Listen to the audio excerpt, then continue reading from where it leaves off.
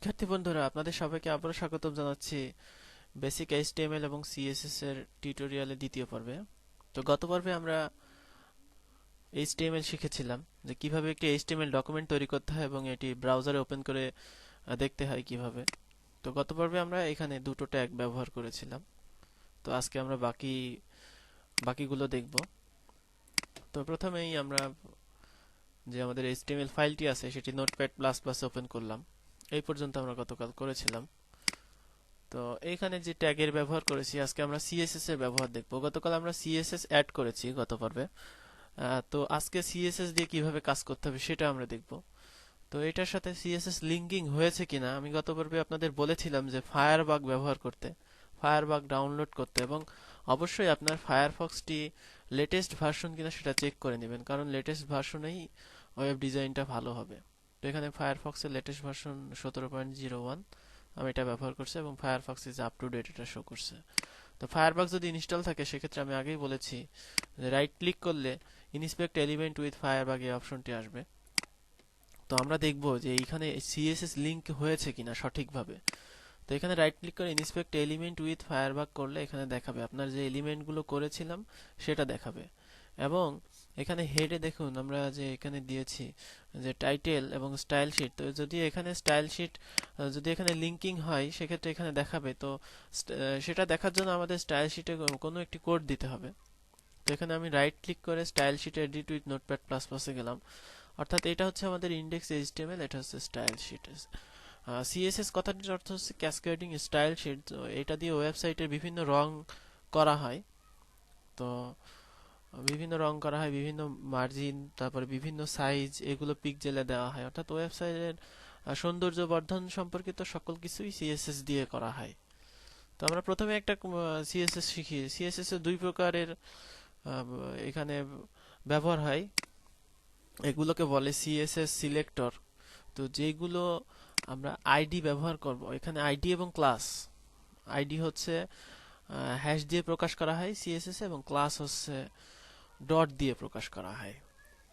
তো আমরা সিএসএস এ এখানে যেটা দেখব সেটা হচ্ছে প্রথমে ট্যাগগুলো ব্যবহার করব। সিএসএস এর ট্যাগগুলো যদি থাকে সেগুলোকে আইডি বা ক্লাস ব্যবহার করার কোনো প্রয়োজন নেই। যেমন আমরা এখানে যদি H1 কে কালার লাল করতে চাই, লাল রঙের করতে চাই হেডিং 1 কে, তো সেই ক্ষেত্রে আমাকে এখানে H1 লিখতে হবে। অর্থাৎ যেটা ট্যাগ সেটা কোনো রঙের প্রয়োজন নেই। এবং এখানে আপনাকে ট্যাগের নাম লিখতে হবে এবং এখানে সেকেন্ড ব্র্যাকেট শুরু এবং শেষ করতে হবে।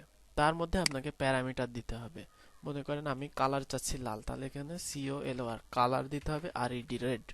তো এখানে লাল রং দিলে এখানে এখন যদি আমি সেভ করি, এরপরে আমি যদি এটা রিফ্রেশ করি, দেখা যাবে যে আমার হেডিং 1টা লাল রঙের হয়ে গিয়েছে। তো তাহলে বুঝবো আমরা সিএসএস পেয়েছে। তো অনেক সময় দেখা যায় সিএসএস পাইনি। যেমন ধরুন বলা যেতে পারে যে আমি এখানে যদি স্টাইল SHET দেই, অর্থাৎ একটা ভুল করলাম, সেক্ষেত্রে যদি আমি রিফ্রেশ করি সেক্ষেত্রে দেখা যাবে আমার স্টাইল শিট পাইনি। তো এখন স্টাইল শিট যে পেলো না কি করে বুঝবো? আমি এখানে রাইট ক্লিক করে ইন্সপেক্ট এলিমেন্টে গেলাম, যার পরে আমার এখানে দেখা যাচ্ছে এই যে বানানটি ভুল আছে, এই কারণে পাইনি। অনেক সময় দেখা যাচ্ছে যে বানান ঠিকই আছে কিন্তু আমার এইখানে স্টাইলের বানান এখানে ভুল হয়ে গেছে। তো আমি এখানে রিফ্রেশ করলে এখন স্টাইল শিট যদি দেখি সেই ক্ষেত্রে দেখা যাচ্ছে যে আমাদের এই স্টাইল শিট মানে বানান ভুলের কারণে স্টাইল শিট পাইনি। তো এই জিনিসগুলো আপনারা দেখে নেবেন যে স্টাইল শিটে যেন বানান ভুল বা এই জিনিস ভুল না যায়। তো এটা হচ্ছে আমাদের ট্যাগ কালার করলাম। তো আপনি যদি একই সাথে অনেকগুলো প্যারামিটার দিতে চান, যেমন লাল কালার হবে কিন্তু এইটার ফন্ট সাইজটা হবে 50 পিক্সেল, সেক্ষেত্রে আপনাকে এখানে একটি সেমিকোলন ব্যবহার করতে হবে এবং এখানে দিতে হবে হচ্ছে ফন্ট ড্যাশ সাইজ 50 পিক্সেল। তো ফন্ট সাইজ যদি 50 পিক্সেল দেই সেক্ষেত্রে সেভ করে আমি এখানে রিফ্রেশ করলে দেখা যাবে যে এটার ফন্ট সাইজ অর্থাৎ ফন্ট সাইজটি বড় হয়ে গেছে। তো এইভাবেই মানে স্টাইল শিট দিয়ে বিভিন্ন রং করা হয়। তো আমাদের সিএসএস এগুলো দেখার আগে আগে এইচটিএমএল এর যে ট্যাগগুলো আছে সেইগুলো আমাদের ব্যবহার করা শিখতে হবে। যেমন আমি যদি একটা ইমেজ এখানে আনতে চাই, সেই ক্ষেত্রে তো আপনাদের জন্য এইচটিএমএল এর ট্যাগের জন্য একটি লিস্ট আছে। তো লিস্টটা আপনারা পেতে পারেন যেখানে আপনি গুগল সার্চ করলে লিস্ট পাবেন। তাছাড়া আমার একটি বাংলাতে লিস্ট করা আছে, আমি আপনাদের এই টিউটোরিয়ালের শেষে লিস্টের লিঙ্কটি দিয়ে দেব, কারণ লিস্টটা আসলে আমার স্টুডেন্টদের জন্য। তো আপনারাও আমাদের স্টুডেন্ট, যে এই টিউটোরিয়াল শুনছেন তিনি আমার স্টুডেন্ট। তো আপনি যদি ওইটাও না পান, সেক্ষেত্রে আপনি এখানে গুগলে সার্চ দেবেন HTML ট্যাগ লিস্ট লিখে সার্চ দিলে অনেক এখানে আসবে। যেমন HTML ট্যাগ, এখানে আমরা W3 স্কুলস যেটি আছে এখানে, এইটা পড়লেই আমি মনে করব এনাফ। এখানে যেটি নিউ লেখা আছে সেটি হচ্ছে HTML5 এর। তো আর যেটি এখানে একটু আফসা আছে সেটি HTML5 এ এটা সাপোর্ট করবে না। তো এখানে আপনি এই ট্যাগগুলোর ব্যবহার শিখবেন। তো এখানে অনেক ট্যাগ দেখে আপনি মানে ভয় পাবেন না। HTML এ আসলে খুব কম সংখ্যক ট্যাগই আমরা ব্যবহার করে থাকি। তো তার মধ্যে কয়েকটি আমি আপনাদের দেখাবো। যেমন আমি এই ইমেজটা যদি সেভ করে নেই, সেভ ইমেজ অ্যাজ, এবং এটা আমি রাখলাম ডেস্কটপে রাখলাম। ডেস্কটপে আমার যে ফোল্ডার আছে, অর্থাৎ HTML আমি পার্ট 1 অর্থাৎ এটা 2, তো আমি এটা রাখলাম W3 স্কুলস লোগো জিফ এই নামে সেভ করে রাখলাম। তো এখন আমি যদি আমার ডকুমেন্টে ওই ইমেজটা আনতে চাই, সেক্ষেত্রে আমাকে একটি ট্যাগ ব্যবহার করতে হবে, এবং এই ট্যাগটি হবে সিঙ্গেল ট্যাগ, IMG শেষ এখানেই। তো এই ট্যাগের আপনাকে অ্যাট্রিবিউট ব্যবহার করতে হবে। তো অ্যাট্রিবিউটটি হচ্ছে SRC সোর্স, অর্থাৎ ইমেজের সোর্স কোথায়। তো আমি এই নামটি কিন্তু আপনার একদম ঠিক হতে হবে, কোনো ছোট হাতের বড় হাতের কনফ্লিক্ট যেন না হয়, বা এক্সটেনশন যেন ঠিক থাকে, তাহলেই কিন্তু আপনার ছবিটা আসবে। তো এখন যদি আমি রিফ্রেশ করি আমার ডকুমেন্টটা, দেখা যাবে যে এখানে একটা ইমেজ আসছে। তো এই ইমেজটা আমরা আনলাম কিভাবে? অবশ্যই এই ইমেজটা আপনার যেই ফোল্ডারে আছে HTML সেখানে সেভ করে রাখতে হবে। আপনি চাইলে একটা ইমেজেস নামে ফোল্ডার করেও সেভ করতে পারেন, কিন্তু সবচেয়ে ভালো হয় ইমেজেস ফোল্ডার করে সেভ করা। যদি না করেন সেক্ষেত্রে এখানেও রাখতে পারেন, রেখে এখানে আপনি নামটা দিয়ে দিবেন, এবং নামটা অবশ্যই আপনাকে এক্সটেনশন সহ হবে। আমি যদি এখানে এক্সটেনশন না দেই, সেই ক্ষেত্রে খেয়াল করেন আমি রিফ্রেশ করলে ছবিটি আসবে না, এইরকম দেখাবে। অর্থাৎ আমার ইমেজে কোনো সমস্যা আছে, নামে সমস্যা আছে বা লোকেশনে সমস্যা আছে। তো ইমেজ আনার জন্য যে দুটি শর্ত আমি বললাম, যে ইমেজটি অবশ্যই আপনার HTML ফাইল যেখানে আছে, অর্থাৎ এই যে ফোল্ডার, এখানে HTML ফাইল আছে এবং এখানে ইমেজটি আছে, অর্থাৎ মাই কম্পিউটারে অন্য কোথাও থেকে হবে না, ওখান থেকে কপি করে এনে এখানে পেস্ট করবেন এরকম। তো এখন আমরা চাচ্ছি, এখানে আমি লিখলাম প্যারাগ্রাফ দিয়ে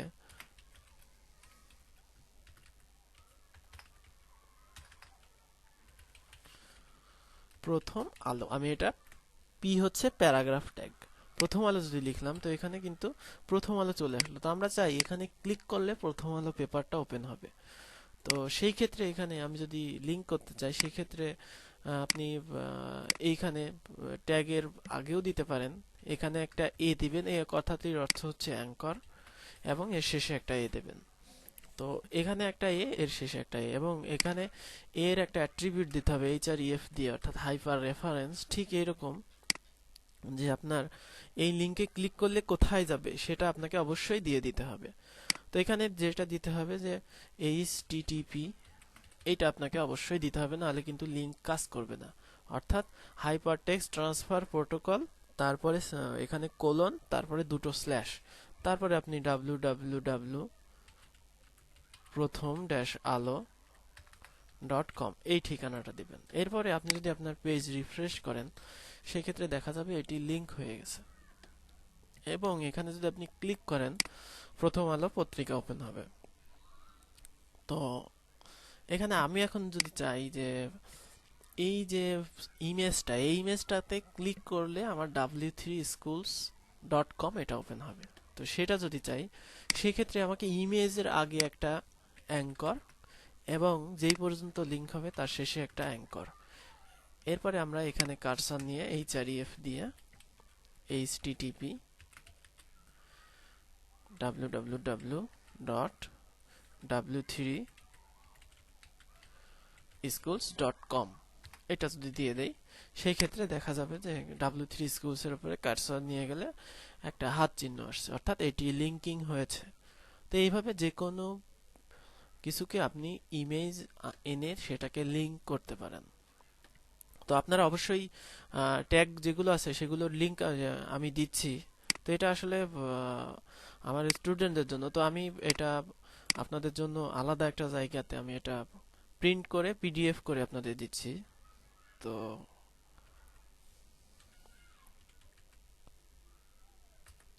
এখানে রেজিস্টার্ড ইউজার ছাড়া লগ ইন করতে পারে না, তারপরে আমি শুধুমাত্র আপনাদের জন্য এটি দিচ্ছি।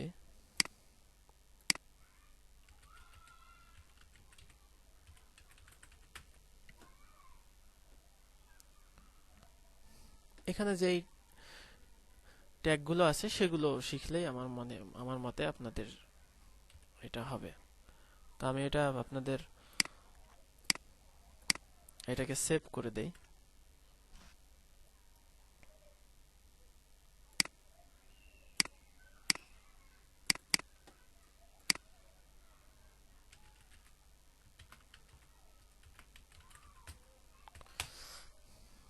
আগে বলে রাখি, এটা আসলে কোনো রেফারেন্স বলা চলবে না। এটা মানে একটা আমি যেগুলো পেয়েছি সেগুলো এখানে দিয়েছি, কিছু ইংরেজিতে আছে, কিছু বাংলাতে আছে। তো আমি এটা ওপেন করে দেখি যে এটা আসলে ঠিক মতো আসলো কিনা।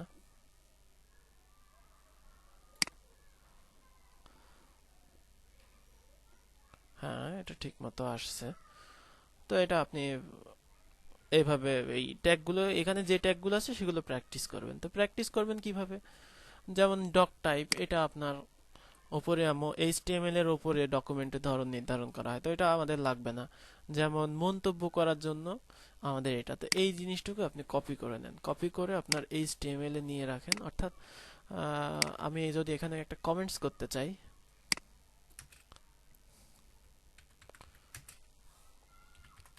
আচ্ছা এটা কাজ করছে না, কোনো একটা কারণে হয়তো ভুল আছে, যাই হোক। হ্যাঁ, এখানে এই যে ডটের এখানে ভুল থাকতে পারে, যাই কপি করে হবে না হয়তো।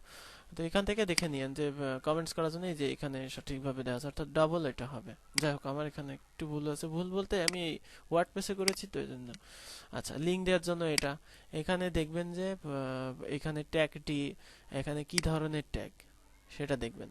তারপরে যে ট্যাগটা এখানে শেষ হয়ে গেছে বুঝবেন সেটা সিঙ্গেল। এটা লেখা বোল্ড করার জন্য, তারপরে এটা বড় লেখার জন্য, এটা উক্তি করার জন্য, এটা বডি দেওয়ার জন্য যেগুলো আপনারা শিখেছেন, এটা ক্যাপশন দেওয়ার জন্য, লেখা সেন্টারে নেওয়ার জন্য। এটা যেমন আমি যদি সেন্টার চাই, সেক্ষেত্রে যে অংশটুকু সেন্টার চাই, মনে করেন এটা সেন্টার চাই, সেক্ষেত্রে CNTR সেন্টার এবং শেষে CNTR সেন্টার দিয়ে দিলে এখন দেখা যাবে যে আমার হেডিং ওয়ানটি সেন্টারে হয়ে গেছে। তো এইভাবে আপনারা বেসিক কিছু ট্যাগ প্র্যাকটিস করেন, যেগুলো পারবেন না সেগুলো দিয়ে সার্চ করবেন। মনে করেন আপনি পারছেন না যে টেক্সট এরিয়া যেটা, সেটা আপনি পারছেন না, সেক্ষেত্রে আপনি চলে যাবেন HTML, গুগলে গিয়ে সার্চ করবেন টেক্সট এরিয়া ট্যাগ টিউটোরিয়াল লিখেও সার্চ দিতে পারেন যে HTML টেক্সট এরিয়া ট্যাগ, তাহলে দেখবেন W3 স্কুলস, তারপরে এখানে টি-জ্যাগ, তারপরে এখানে আরো অনেক টিউটোরিয়াল চলে আসবে। আমি যদি এটা চাই, দেখা যাচ্ছে এখান থেকে আপনি শিখে নিতে পারেন যে এখানে টেক্সট এরিয়া বলা আছে, যে টেক্সট এরিয়া আপনি কি কি করতে পারেন, এগুলো দেখে আপনাকে শিখতে হবে। মোটামুটি আপনাকে কেউ শিখিয়ে দেবে না, আপনাকে নিজেই শিখতে হবে। যেই ট্যাগটা আপনি পারবেন না সেই ট্যাগটা আপনাকে এখানে থাকবে। তারপরে আমরা নিয়মিত যে টিউটোরিয়াল দেখছি সেই টিউটোরিয়ালে অবশ্যই যে ট্যাগগুলো আমাদের লাগে সেগুলো আমরা শিখে রাখবো। যেমন আজকে আমরা লিঙ্ক দেখলাম, W3 স্কুল অর্থাৎ ইমেজকে লিঙ্কিং করা দেখলাম। তো এইভাবে কাজ করতে হবে। তো আগামী টিউটোরিয়ালে আমরা আরো বাদবাকি আরো কিছু দেখব। তো সে পর্যন্ত আপনাদের আমন্ত্রণ জানিয়ে আজকে এখানেই শেষ করছি। ধন্যবাদ।